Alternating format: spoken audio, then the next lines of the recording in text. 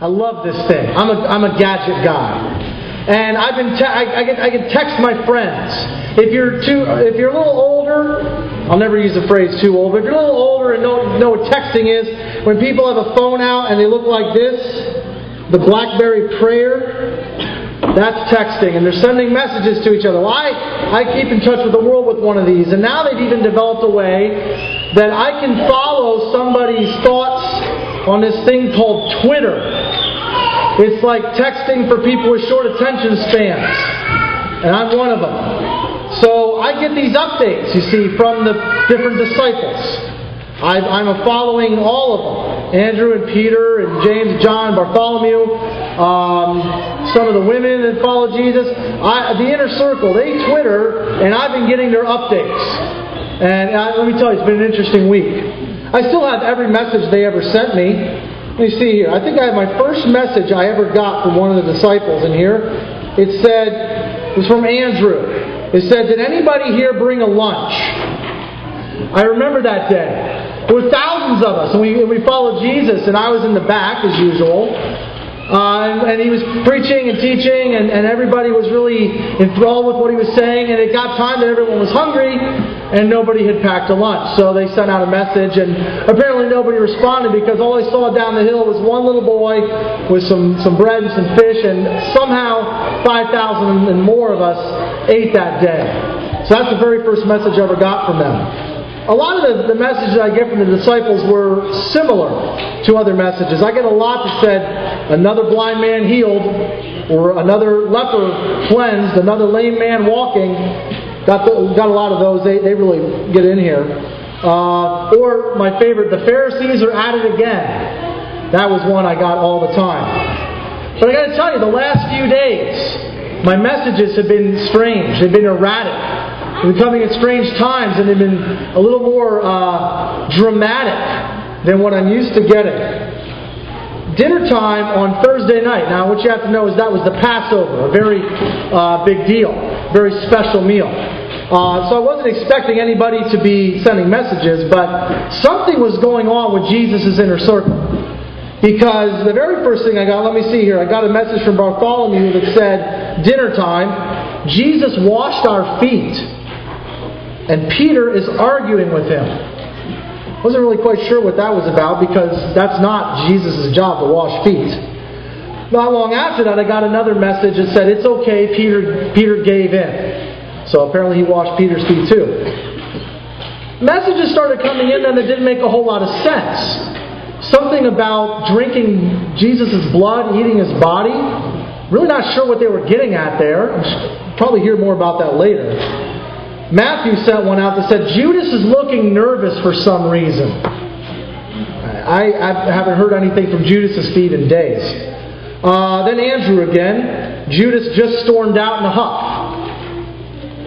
I got other messages all night about this body and blood business, and everybody just seemed to have a more somber mood. Then I didn't hear anything for a while, and I assumed they went off to the garden they go to pray, and that's where it got ugly. Got a message here from Thomas that says, I can't believe what I'm seeing. The Roman soldiers are here in the garden. And Thaddeus sent one that said, something big is going down, and Judas is with the Romans. Things must have really gotten out of hand, because Andrew sent one that says, my brother just grabbed his sword and took a shot at one of the soldiers and hit him in the head. This isn't good. Of course, Friday was the worst. I started getting messages very, very early in the morning about things happening to Jesus. None of them were nice. They were updates all the time. Graphic details, stuff I wouldn't want to read out loud. I almost deleted them, but I really think I ought to save all these messages. Things happening to Jesus. And then the updates started getting fewer and farther between. By afternoon, Peter stopped sending messages entirely. And eventually all the disciples tuned out. And the last thing I got on Friday was a very sad message. It was just one from a Mary. And it said, he's dead. Well, then the Sabbath started, and we put these away during the Sabbath and observe a proper Sabbath, so nobody was sending anybody any kind of messages. And so here we are. It's the day after the Sabbath, and I'm not really sure what's come of my friend. But, well, hang on. I just got buzzed. I'm getting a message right here. Ooh, it's, well, that one's overdue. That was one from Friday that said Joseph of Arimathea was providing a tomb. Okay, I guess I didn't read that one. Hang on. Here's a new one. It's from Mary Magdalene. She goes by Maggie on Twitter. She's heading to the tomb with the other women. They've got spices to prepare his body. That's probably good. There wasn't really time to bury Jesus. There really wasn't time to take care of his body properly before the Sabbath. So this is the first thing in the morning. They're going to take care of that. I'm really glad they're doing that because he deserves a proper burial. I don't know if you've heard all of what Jesus has been doing, but he's been a really exceeded the expectations that I certainly had when I knew him as a kid. I actually expected him to do a lot more.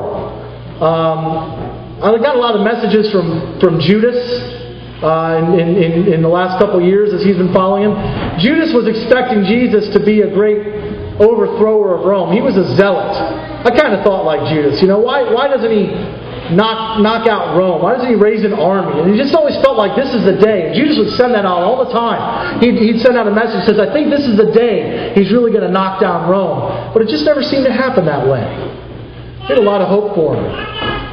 Peter, he's an interesting cat. Some of his things, they said, you know, great faith. They've expressed great faith. Other times he doubts. He's kind of back and forth, but I just haven't heard from him lately. Oh, hang on. Here's another message coming in from Maggie. She got to the tomb and the stone is already rolled away.